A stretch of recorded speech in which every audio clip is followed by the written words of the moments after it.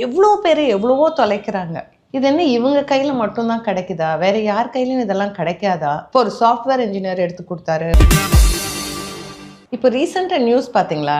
கொஞ்ச நாளாவே இந்த நியூஸ் வந்துட்டே இருக்கு. ஒரு 45 லட்சம் வொர்த் ஜுவல்லரி வந்து பத்மான்னு ஒரு துப்புரவு தொழிலாளி எடுத்து கண்டுபிடிச்சு கொடுத்தாங்க. அப்புறம் நிறைய எழுதியே வச்சிருக்கேங்க. 15 சவரன் செல்வின்னு ஒருத்தங்க சிவகங்கையில் எடுத்து கொடுத்தாங்க. 20 சவரன் வந்து கூடுவாஞ்சேரியில் ஒருத்தங்க எடுத்து கொடுத்தாங்க. அப்புறம் 30,000 செல்ஃபோன் வந்து ஆரோக்கிய பிச்சையும் தினகரனும் எடுத்து கொடுத்தாங்க. இந்த மாதிரி நிறைய துப்புரவு தொழிலாளர்கள் நகை அந்த பணம் கிடச்சி ரிட்டர்ன் பண்ணியிருக்காங்க போலீஸ்கிட்ட. அதே மாதிரி பார்த்திங்கன்னா நிறைய auto rickshaw drivers, taxi drivers பணத்தை ரிட்டர்ன் பண்ணியிருக்காங்க அப்படின்ட்டு. எனக்கு இந்த நியூஸ் எல்லாம் கேட்டு இது ரொம்ப நாள் நான் நடந்துட்டுருக்கேன். எனக்கு ஒரே ஒரு கேள்வி தான்.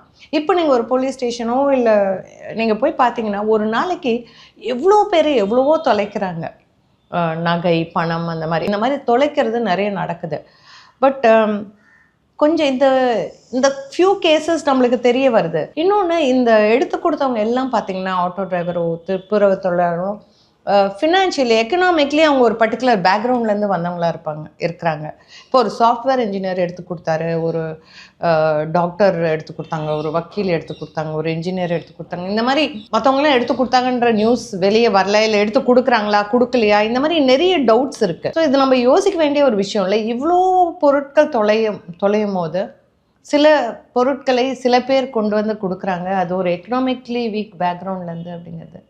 இது என்ன இவங்க கையில் மட்டும்தான் கிடைக்குதா? வேறு யார் கையிலையும் இதெல்லாம் கிடைக்காதா? அஃப்கோர்ஸ் குப்பையில் போட்டுட்டாங்கன்னா அது அவங்க கையில் தான் கிடைக்கும். பட் மற்றபடி வேறு யாருக்கும் கிடைக்காதா? கிடைச்சா அவங்க என்ன பண்ணுறாங்க?